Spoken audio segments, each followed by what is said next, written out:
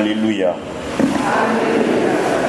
Liloba lya Nzambe lizali na bomoi pe na nguya likoyeba mposa na makanisi mamotema.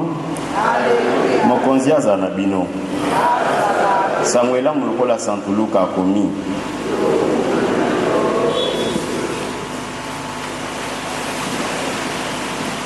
Mofariseo moko abengi Yesu aya kolia ondako ya ye. Yesu ayingeli ondako ya ye akei kofanda omeza. Kasi mofariseo akamwi Nzambi Yesu asukoli maboko te liboso ya kolia.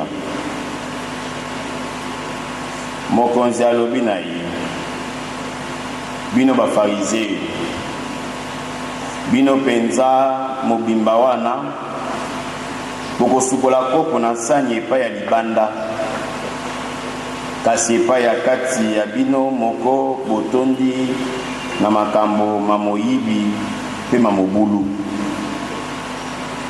Bozangi mayele oyo asali libanda ya eloko asali pe yango epai ya kati te. Yango wana bokaba biloko bizali okati ya babola pe eloko yoko ekozala lisusu na mbindo te. Totelemi lokumu na yo.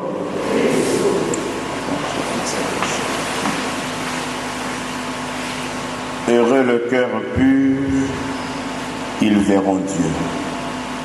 Matthieu 5:8. Babanza imboboto. Babanza imboboto. Ondeko. Il est vivant. Il est ressuscité. Nani wana maboko yango ya nani babanza.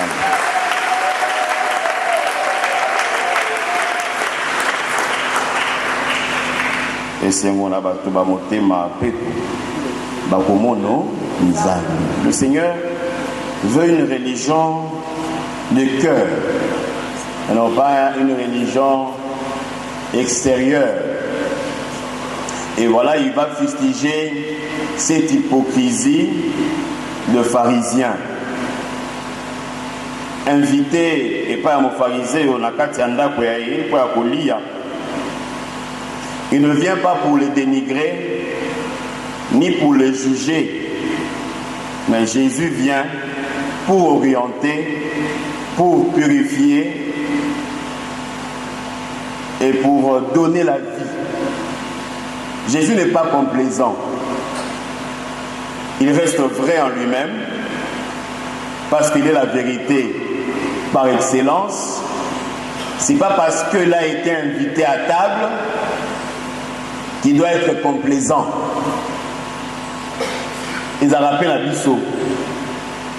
Au éviter, on se retrouve à un hôtel, aller à Sakayo, à Sakayobo et tout ça. Au Kangamonokomayo, difficilement, vous avez la vérité en face. Vous avez la vérité, soit tu l'as dit à côté, à son absence, tu as du mal à affronter l'autre. Tu as du mal à lui dire la vérité. Tu as du mal à corriger les choses. Hypocrite. Boboto. Ozamoto lokuta. Et l'hypocrisie est toni na biso ba Christ. Bofana ba tobomela. Bofanda. Mais yo balobaka mpuko azoli azofula. Uvaina mutu, uvaina baninga, uvaina bandeko. Agoyebi soli kamola en face te. Akopalela yo te po akokorriger. Mais koyoka yango libanda na bato. Alobaki boye. Asalaki boye. Abe uvaina moto yango bozo seka. Bozo seka pe. Bozo lia. Bozo mela. Masanga kuki yo muto sombi. Ozo melisa bango, mais après ils ne sont pas vrais. Pour te dire la chose en face, en toute vérité, en toute simplicité, pour corriger, pour faire avancer le choses. Jésus n'est pas parti na libanda ya lutu. À l'obinaye, tu m'as invité, mais je dois corriger certaines choses. Et la parole de Dieu nous dit dans Matthieu chapitre 7, versets 14 et 23, je pense, c'est pas ceux qui entrent qui rend l'homme impur, mais c'est ceux qui sortent de la bouche et du cœur qui nous rend impurs. C'est bien, mais ça a voté. Mais c'est le cœur. Ce mité manabiso to bongisi yango te toza bato lokuta. Ce mité manabiso. Laissons les pratiques extérieures. Asukoli maboko te, asaki bote, tout ça. C'est bien. À quoi bon de s'habiller décemment, d'être joli, de mettre le farajou, babylon, tout ça. Mais si notre cœur ne reflète pas notre extérieur, il est vivant. Soignons notre cœur. Parce que ceux qui m'ont dit, maman wana, yaya wana, papa wana, azam au thème mabe. N'est-ce pas? C'est mon thème, c'est-à-dire l'extérieur, c'est aussi le reflet de notre cœur. Mais c'est à partir de tes œuvres, des œuvres de ténèbres. Maman azamote amabe, ndanganzambo azamote mamabe, mamelo azamote mamabe, papa azamote mamabe, maman azamote mamabe, et l'ennemi azamote mamabe. C'est notre cœur. Et le Seigneur veut cette religion de cœur et non pas une religion d'apparat extérieur. Je chante à la chorale, je viens à l'église, na chaque jour nazali, na kombaranda kwa nzambe, na pangusakanda kwa nzambe, na longola batwa d'araignée, na kombara église, mais misala na yo, ezali misala ya butu. Amen. Il est vivant. À quoi bon de venir à l'église, de prendre part à la messe, de prendre part au sacrement et de rester le même? Jésus n'a pas voulu cela. Alinga corriger yango et il n'est pas complaisant. On peut s'en aller à Kolia, on peut s'attendre à parler liou. Amen. Na parler liou. Et on a appelé beaucoup d'amour. Attends aller à chez eux. Attends la mélate.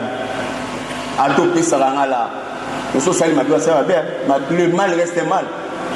Tu parles là, tu les 15 là. Il est vivant. C'est ça être chrétien. C'est que quand il faut dire la vérité, au séculaté, rien ne changera dans le lobby. Et tu dois vivre bon, au moment où même ma baie, moqué au sani, et ben aussi là. Mais les gens auront du mal, il y a aussi là ma baie parce que bah y éviter, bah pour parler là yo, bah pour y éviter en toute fraternité, sans haine, sans colère. Sans jalousie. Non, mais tu as frère. Même si mon tassaka, yem tassimba ka CV, asaka boy tout ça. Ce qui a ça la misala ma beye bisaï. Tes papa, yom to soudan ka CV né. Oza basi misaka boyete. Kobanga te, to banga ni. Yem bisaï boyete. Yem da soutela webi que panier de la cure. Yem ta simbaka. Ne onanga. Ata pesité, boya tana pakia mai, tout mela. Amen. Amen. Yem ta pesa ba so bani, jeme na se mataka parce que yem ta so ibozana yango te, ata bitabe boya nango. Ata avocat yakana yango. Essentiel est ça que tout pesa yango na motema esengo. Na motema malamu ezalate que parce que on a peur un kolobana ete moni yem tasimba ka CVB yem tasaka boy boya na ba paquet ya mai oyo mona ina ngwana boya nango mais la tili bino te bia sanga lobaki te na ba paquet ya mai tout ça te eza bongo te. C'est une image que je donne pour dire que ne pas être complaisant.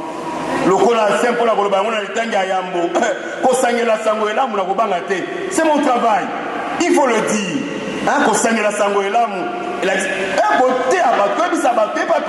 C'est aussi pour susciter cette foi-là, pour que les gens changent.